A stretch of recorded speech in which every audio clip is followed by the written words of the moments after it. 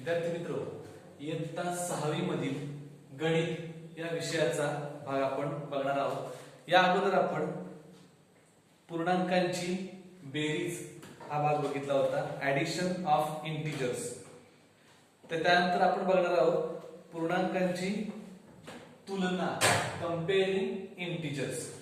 कंपेअरिंग integers म्हणजे काय, तर यामध्ये आपण पूर्णांकाची तुलना करणार आहोत। कुठला पूर्णांक लहान आहे, कुठला पूर्णांक मोठा आहे हे आपण बघणार आहोत। आणि यासाठी मी एक संख्या रेषा काढलेली आहे। या संख्या रेषेवरती जी संख्या दिसते तर आपल्याला याच्यामध्ये बघितलं 0, here are positive integers and here are negative integers.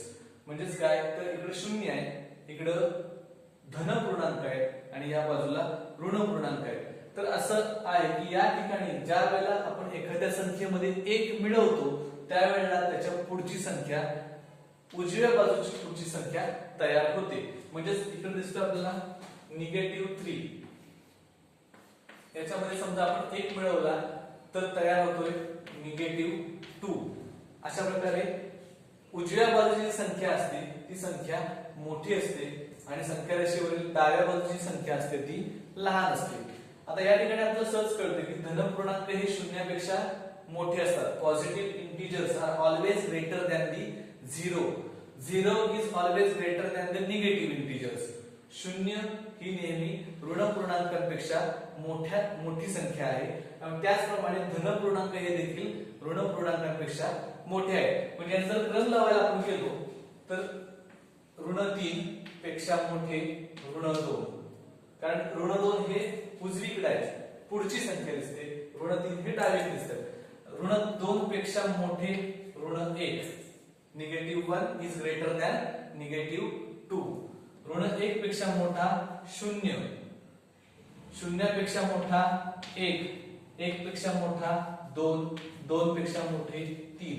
या ठिकाणी धन पूर्णांक हे समजायला सोपं आहे आपल्याला, कारण हे आपण बघितलंय 1 हा लहान संख्या आहे, 2 ही मोठी संख्या आहे, 3 ही मोठी संख्या आहे। हे धन पूर्णांकाची तुलना आपण याच्या अगोदर केलीच आहे। आता ऋण पूर्णांकाची तुलना करताना जर संख्यांचं चिन्ह बदलतं तशा काही गोष्टी बदलताना दिसतात। म्हणजे ऋण 3 हे आणि ऋण 2 हे उजवीकडे असल्यामुळे ऋण 2 हे ऋण 3 पेक्षा मोठे दिसतात। आता याचाच वापर करून आपण काही छोटी छोटी उदाहरणं जर सोडवायचा प्रयत्न केला तर आपण कसं सांगू शकतो, -2 and -3 which number is greater। मग आपण संख्या रेषेवर जर बघितलं तर ऋण 2 ही उजवीकडे आहे, ऋण 3 ही संख्या डावीकडे आहे। That's why -2 is greater than -3। ऋण 2 ही संख्या ऋण 3 पेक्षा मोठी आहे। 3 आणि 5 ही संख्या घेतली तर या दोन्ही संख्या धन आहेत, त्यामुळे आपण याची तुलना सहज करू शकतो। 5 हे 3 पेक्षा मोठे आहे। 5 is greater than 3 or 3 is smaller than 5। 3 ही 5 पेक्षा लहान संख्या आहे।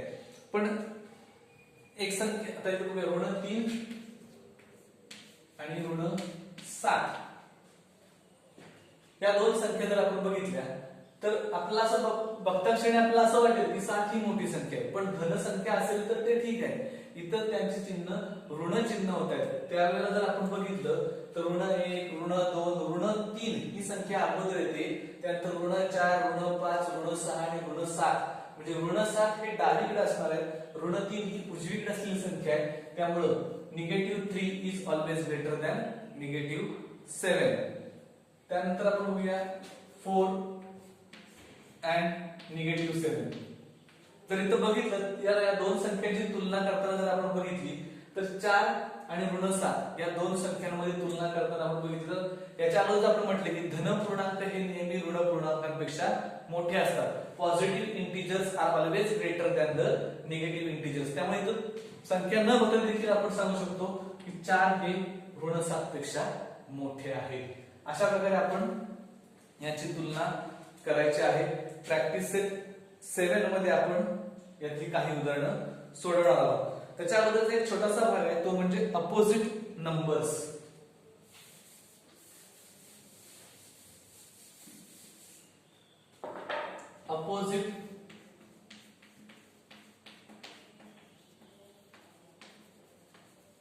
अपोजिट नंबर्स त्यालाच आपण म्हणतोय विरुद्ध संख्या।